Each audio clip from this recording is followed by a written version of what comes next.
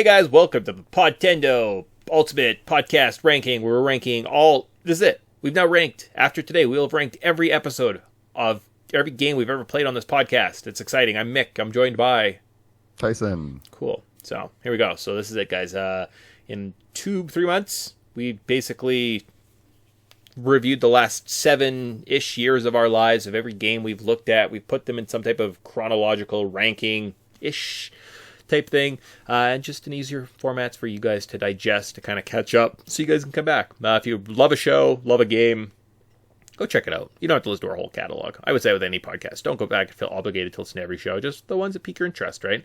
No, but instead of scrolling through a wall of text, just look at this massive image. It's like a puzzle. You just literally have to look at every image individually. Yeah.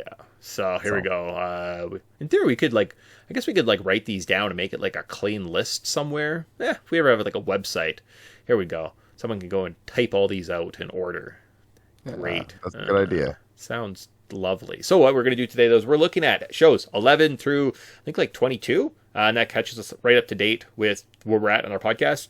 So, going forward, after every subsequent numbered show, so that's kind of when we play games, I call them numbered shows, we'll be returning to the list, talking about the game that we just kind of talked about, just recorded, 5 to 10 minutes. Where does it stand in the pantheon of all these games, right? Look back fondly at some of these other experiences and go from there.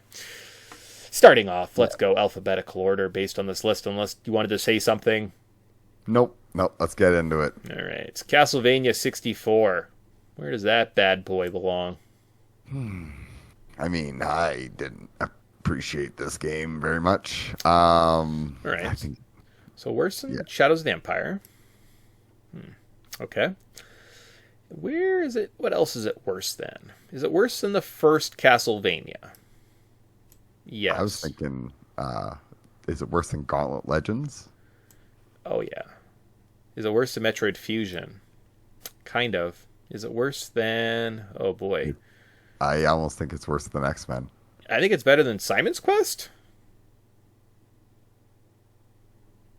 Yes. Okay. Yes. Cool. I mean, those 3 games below it, I don't mind, but are definitely flawed. And this game it's an interesting experience. It's not completely terrible. I just think it's a little bit clunky. Yeah. Okay. All right, cool. And as we alluded to last week, I know sometimes we flip. Look, guys, look what I'm going to do. Whoop, whoop. Look, I'm on a screen. I'm going to scroll. I'm going to scroll today. So if we do lose the bottom, don't panic. I'll just adjust. And that's what I have to do going forward. So, hooray. All right. So if we're going in chronological order here, let's talk about a good game. Donkey Kong Country 3. Where does Donkey Kong Country 3 belong on this list? So we know it. I know it's at least better than the original Donkey Kong Country. I don't think it's as good as number 2, although you could argue it is a better game. There's a lot more to do. It's a more cohesive overworld. But I don't know. It's just, I think Donkey Kong Country 2, like the atmosphere and the music alone in that game, oh boy, it's good. Oh boy. So there we go. I'm going to start baseline. It's in between one of those two. Where does Donkey Kong... Is it a great experience? It is, isn't it? Yeah, I think it is, isn't it? It is better than that in terms of platformers. It's better in terms of that than platformers. Is it better than any of these games? I think I'm going to leave it there. I like it above Sonic 3 and Sonic & Knuckles. Where is that? Do you agree? Yeah. I have a little bit of a bias towards Sonic games, so I would kind of slip. I always want to put them higher than that, but it's there. Yeah. I mean, those are 3 legendary platformers right there. You know what I mean? Like that's the cream of the crop outside of what are the elite 2D platformers?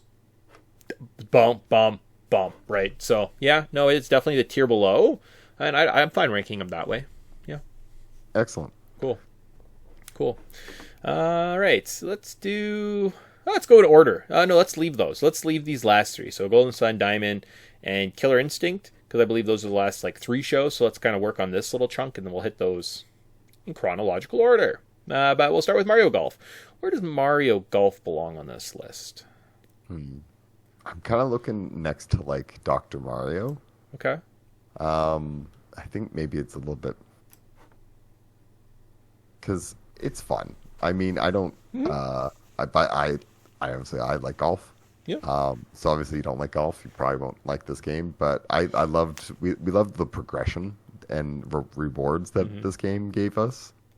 And Oh, it's the honestly, best part. Unlocking characters. Play against them in skins matches. Even with like save states on the N64 online, it makes for a pretty good experience. I don't know if it's as good as Pokemon Snap. Pokemon Snap's just like adorable.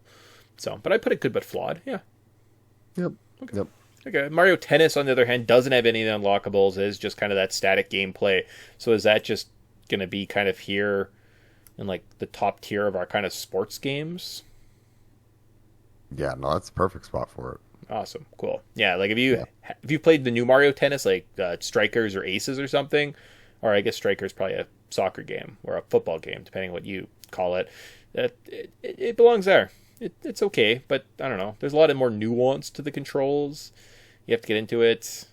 Eh. If you don't have Yeah, nostalgia, it's probably skippable. yeah.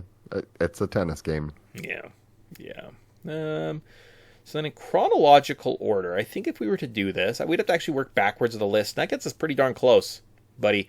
Pretty darn close. So Zombies Ate My Neighbors. Tyson, why is this required playing? Uh, it's it's a lot of fun. I mean, this is like arcade madness, but in a very approachable way. Like I think this was one of those games that has a really cool atmosphere, has really fun weapons, has creative bad guys. It rewards you for trying to discover all the little nooks and crannies. It, yeah, yeah. But you love this game, so why don't you take over? It is one of those comfort games. Just the atmosphere. I don't know if we've used that term a little bit too much, right? The Are you gonna enemies. play this every Halloween? I'm definitely playing it every Halloween. I've got it on my Switch. It's on the go. It's one of those comfort games for me, right? It takes me to a special place. Yeah, I won't be able to beat it all the time. Well, maybe I get a little bit further every time. Maybe I remember a secret. But I'm gonna have a heck of an enjoyment. I can't see it being too much better. Like Donkey Kong Country 3 is like that's a very good experience, right? Turtles in Time, great experience. I'm kind of looking kind of in this little area here, right somewhere. Playing the game. Is it better than Turtles in Time? No, but it's close. Very close. Is it better than Sonic 2? Ooh, ooh, ooh, maybe. Oh, like, and I think it's like somewhere in this range. And I think just because of how much it spoke to me, how much I played it, continued to play it. I had people like, a couple guys show up at my house one night. Well, my wife was hosting a party, and like I sat there and made them play this game with me because I was having so much fun. I don't force myself and what I like upon other people. The fact that I had the goal to be like, we have to play like 20 minutes of Zombies Ate My Neighbors. It's awesome. I think pushes it into a great experience, at least from my point of view. Tyson, would you agree or disagree, or like, are you thinking more of it's a good but flawed? Um, no, I really like this game. Like, I think that one thing that a lot of these games have is some fun multiplayer, unlike Zelda. But yeah, the multiplayer in itself was so much fun, and it being right next to Turtles in Time has that same vibe to me. Like, Yeah. this is a longer, more in-depth experience, and it was multiplayer back in the day. And Oh. who doesn't love the Chainsaw Man Mm. like sawing his way through a hedge maze? And I don't know, like that's not from a movie. I don't know where this came from, but it's definitely like in the like zeitgeist now. Yeah, I don't know why Jason gets credited with using a chain. I don't know if Jason ever touched a chainsaw. You know, and it's always a machete. So that's why Uh-huh. like I kind of think that misconception maybe stems from Zombies Ate My Neighbors. Like Could be. I don't know. I mean, Homer has the thing. Doesn't he have like a chainsaw and a hockey mask in The Simpsons? Like, isn't that Yeah. a reference? It's probably around the same time, to be honest with you, right? So somewhere Leatherface and Jason kind of got mushed together by some dummy who had never watched the movies. Probably is probably where the trope comes from, right? So Most definitely. It's like the leprechaun that goes into your dreams. Oh yeah, from that horror movie, sure. All right. So then I think in chronological order, if we're doing it correctly, that puts us at the month of Mario, which was Yoshi's Story. Ba ba ba ba. Yeah. Ba ba ba ba ba. Was Yoshi's Story a good experience? I'm kind of looking in. Like, is it better than Mario Golf? Okay. All right. Want to drop it there? All right. Let's see. Like, kind of put it beside like here. I don't know. Yeah. Something like that, maybe. Yeah, something like that. Okay. Because I mean, it's a little bit more of a lighter experience. I think that not all games need to be super difficult. Would you tell someone to play it though, or is it a skippable experience? I would only tell somebody to play it if they like Yoshi. Okay, so if you like Yoshi, yeah, you're right. It's probably one of those ones like, oh, this is great. This is so much fun. Perfect, play it. If you don't like Yoshi, I think it's a skippable game. But I'm putting it like maybe around here, like Shadows of the Empire. Like I might be putting it like here. So I'm arguing 5 spots, right? No, that's fair. Like, I would even go as far as to be like, there should maybe just be slightly ahead of Gauntlet Legends and all. In all honesty, because Castlevania's a funner experience than Yoshi's Story. You literally just run around eating fruit. Yeah. All right. We're gonna. That's what I mean, right? Like I just don't know if it's there. So you want to drop it down to like this tier, then put it below Gauntlet. Yeah. Okay. Cool. Yeah, it's definitely skippable, and like you get to play as Hoth. I'm actually surprised that the Hoth in ATSTs didn't get that higher on the list. You could actually skip playing that game. You probably could, because I think Rogue Squadron does it better. So, Yes. Okay. Yes. All right. So again, chronological order. These last couple shows, anyways. Shredder's Revenge. We played over at Christmas. We played for Christmas. So around that time, where does Shredder's Revenge belong on this list? Well, I think it's a better experience than Turtles in Time. Ooh. Yeah, that's probably true. But does it have the same nostalgia wherewithal to beat Street Fighter? I mean, I'm biased because I love fighting games, and that's like the godfather of fighting games to me. Mm-hmm. So, and is Donkey Kong Country 3 funner experience than this? Like, this has a little bit of the overworld, but not a lot. No, it's definitely cleaner, and I like it. I like kind of when we're cute and we pair things together. We're like, look at the Star Wars games. The Star Wars games are together. We're so cute. Look at all our sports games. Hooray. So I'm totally fine with putting essentially what is Turtles in Time Deluxe in Shredder's Revenge right above it, right? And I could see it like not. It's not as good as these. Like, that's an elite experience. These are like some of the best platformers ever. In fact, before Turtles in Time showed up, it was just this run of Super Nintendo games. Imagine if you had that as a kid. You very easily could have had Zombies Ate My Neighbors, Turtles in Time, Street Fighter 2, Yoshi's Island, and Donkey Kong Country 3. You would not have known the gems that you had in your life at that point, right? Yeah, very much so. Like, that is a really solid. Oh, like if you were throw in one of these RPGs, these like Super Nintendo RPGs, and like you will grow up and regret every decision you ever had. I'm like, why didn't you take better care of your things? Yeah. Well, thank goodness cartridges are a little bit hardier, so hopefully they survived. Oh, but like you gotta have the clean boxes and But that was good. Like Killer's Row, anything above the great experience. Even lots of these good but flawed. They've aged, right? Everything above this though is like super clean, super elite.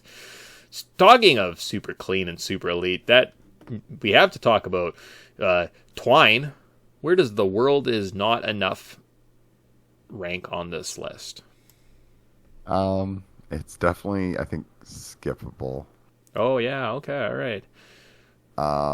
Well, I mean, unless I like our theming, is I've just put it next to the. It's definitely the least good. Yeah. Um. Yeah. It is not good. I also believe you probably could skip this one, right? They tried to do a lot, but it's not as clean of an experience, right? I don't know. They were just missing a little something, right? So I'm definitely fine. And I just remember the levels lacking. Like, I forget which one it is, but you run all the way along these docks, only to turn back around and run all the way back, and you're like, this is 2 levels. You like this either 2 levels that I get to play, and that's it. This is awful. Like this. It's disappointing. But it's a bit better than Yoshi's Story. Is it better than Gauntlet Legends? Is it better than Shadows of the Empire? Yeah, I think so. Yeah, I agree. It is a little bit more clean, cohesive. Parts of it don't make sense, like finding bombs in bathrooms. And, you didn't stop and check that bathroom. You got to the hot air balloon. You lose. Oh, yep. Thanks, game. Maybe you should have waypoints. If you're going to be that cryptic, maybe you should have waypoints. I mean, I would recommend just exclude both those things from your games, but...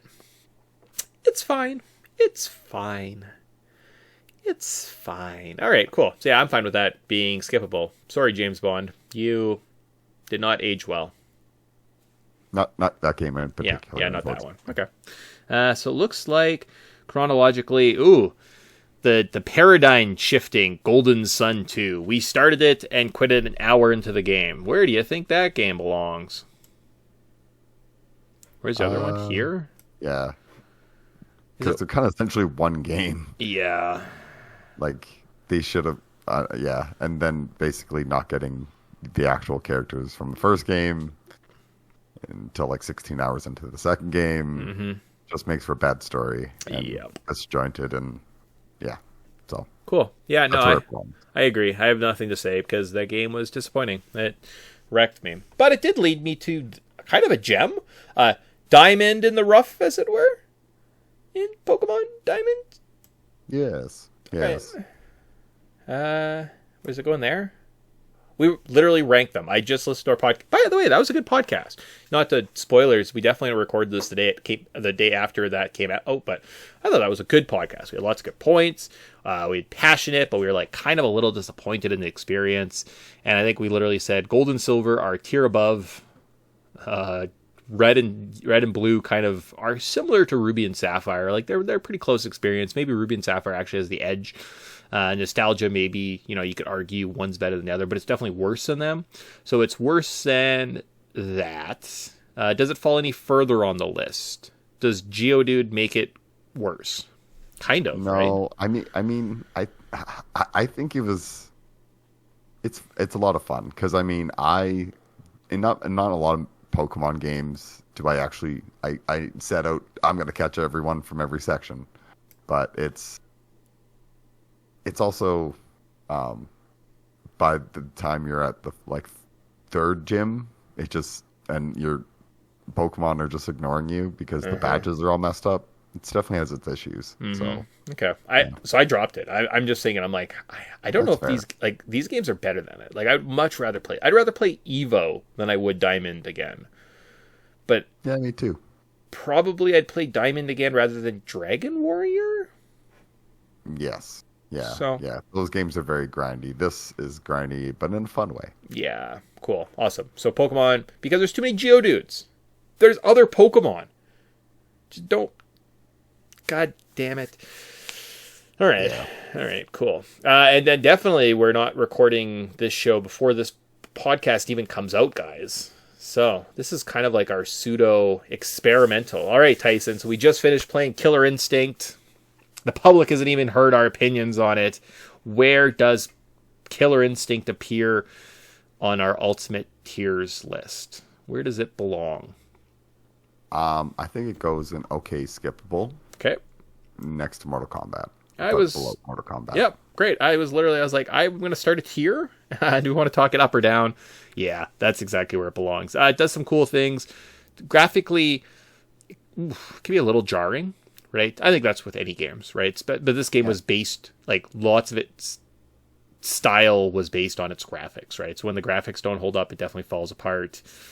And go from there. Lore was interesting. I had more fun talking about the endings and talking about the Royal Rumble in that podcast than anything else, comparatively, to be honest with you. So, yeah, okay, but skippable. Cool black cart, though. Cool black cart. Yeah, and I think it's a pretty early version 2D fighter game, and much like Mortal Kombat, it's got its ups and its downs. So I think that's where it belongs. Sweet. Cool. Well, that's it. That ends our big journey, guys. This is definitively our list. Woo! I'm not sure exactly what our future projects are going to be. Again, we're going to come back to this list after every new podcast. So if you are listening along on your Spotify's, your iTunes, join us Saturdays or even anytime over the weekends when you get a chance. Just to kind of see how this ranks in terms of the Pantheon. And if you're just listening on YouTube, the show actually comes out also on YouTube. Sometimes the music clips aren't there just because of the YouTube it bans it in certain areas. And I'm like, wow, that's fine. We don't have to listen to Glamorous by Fergie for 2 seconds, right? Like, I'll just skip that part. So, yeah, so that's kind of it. What we're coming up after, no idea, not sure. We have a couple things in the bank. We're gonna try and do like 2 YouTube videos a month type thing. So our tiers list update, and then maybe like another little side project. So yeah, or 2, no, 1 a month. Yes. Yeah. No, but I mean like 2 projects. So. Okay. Yeah. Sure. Anyways. Right. Cool. So with that, we'll see you guys. I don't know the exact time date, but now that we're all caught up to date, the next time we do a podcast, whatever games those might be, we'll be back on this list. So that's kind of fun. I'm going to miss organizing. Again, Tyson's very good at categorizing stuff. I should have categorized my house and go from there. And I'm excited for this list to kind of continue and grow, and let's get gross on the eyes. At some point, we just like get rid of a bunch of stuff too. No, you can't. You just gotta scroll up and down.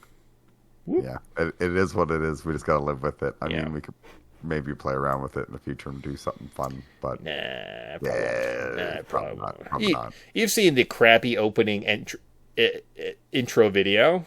Clearly, we just do the bare minimum and then move on with our lives. So, with that, see you guys. I could say a month. I could say a week. I don't know, but we'll see you guys sometime in the future. Bye. Bye.